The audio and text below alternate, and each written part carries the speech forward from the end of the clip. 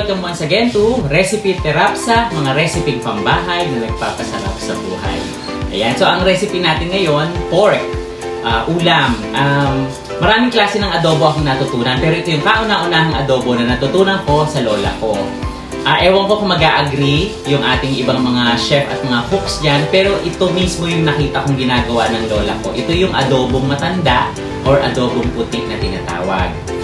Meron lang akong brief background sa adobo na to. Sabi nila nung panahon daw ng Kastila, ginagawa na to at dito na pe-preserve ang karne. Ang ginagawa raw dito, magluluto ng maraming adobo, ilalagay sa tapayan or sa banga, and then yung kanyang mantika umiibabaw at yun parang magiging seal. So parang magiging tulog na mantika yun. Ngayon, dinadala daw to sa barko at sa barko ito yung kinakain ng mga naglalayag. So pag once na binuksan na nila yon, kumbaga parang nasira na yung seal, so kailangan na nilang kainin yon. Pero it is also preserved daw na matagal.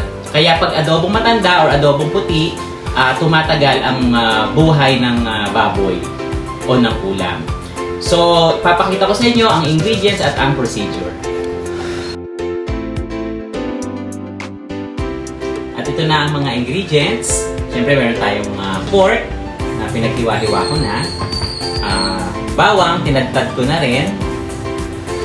At ang ating mga pampalasa ay very basic, suka, asin, at paminta. At tubig para lumambot yung ating baboy.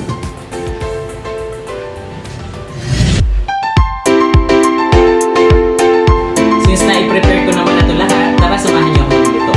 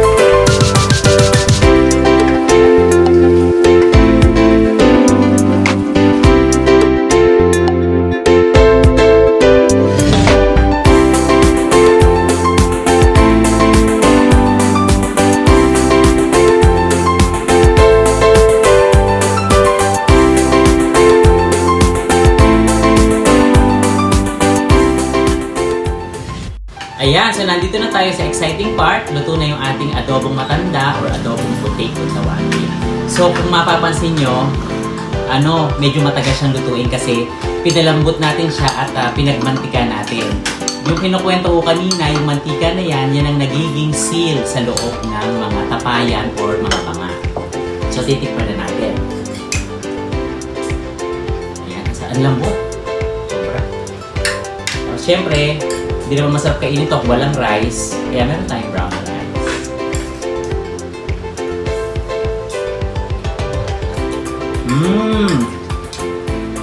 Gantong-ganto yung ginagawa ng lola ko dati.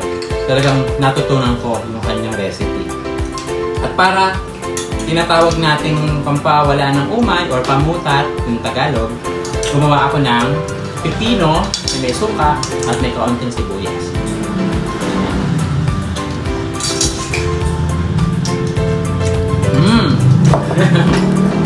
Napaparami ang kain ko ng brown rice. Well, anyway, sana nagustuhan niyo yung recipe natin for today. Kung meron kayong mga suggestions, just comment down below.